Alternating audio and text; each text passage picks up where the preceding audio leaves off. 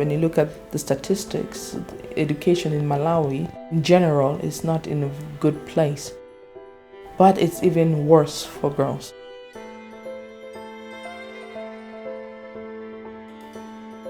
Whenever it comes to education, if parents are given a priority to choose, they will always choose a boy. So you find that girls will always be the last to be given an opportunity to go to school. Because of the food insecurity in their homes, people would choose to say, fine, a girl can get married and should be looked after by somebody else. But a boy would be taking the responsibility of looking after the family. We engage in gender dialogue, changing the whole conversation about roles of men and women, girls and boys.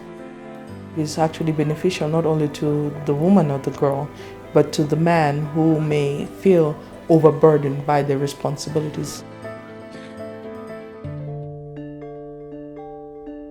Sanitation is a big problem for girls in Malawi.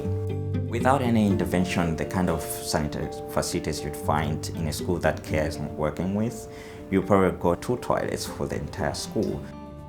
All the girls and boys can't really fit. The boys have ways of taking care of their needs, but then a girl can't do that. Certain times of the month, you find that girls just drop out. When she does come back to school, she's behind.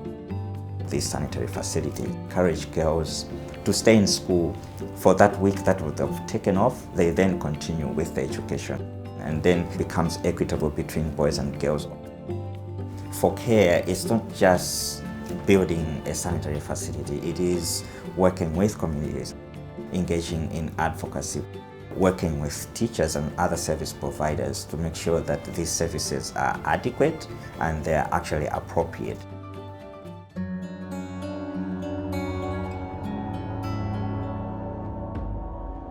Gender-based violence sometimes happens in the home. It has an effect of eroding confidence in these girls, knowing that girls have to travel long distances to school in areas that might not be safe. School itself ends up being a place where violence is actually perpetrated. You don't really concentrate on your studies when you're worrying about your warfare. Most girls in Malawi tend to be shy and timid. If something happens, they'll just keep it to themselves. CARE discovered that girls that are able to speak out and are confident, know their rights, they are the ones who actually experience less violence, also better able to report.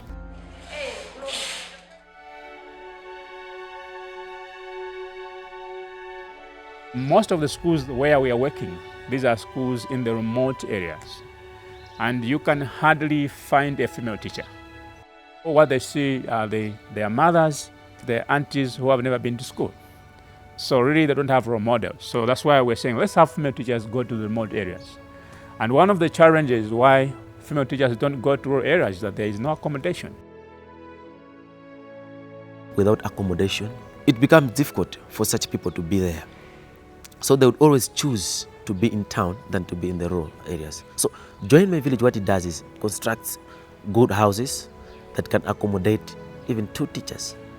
So that motivates them, because we have also introduced an incentive to those teachers that are best teachers in those schools.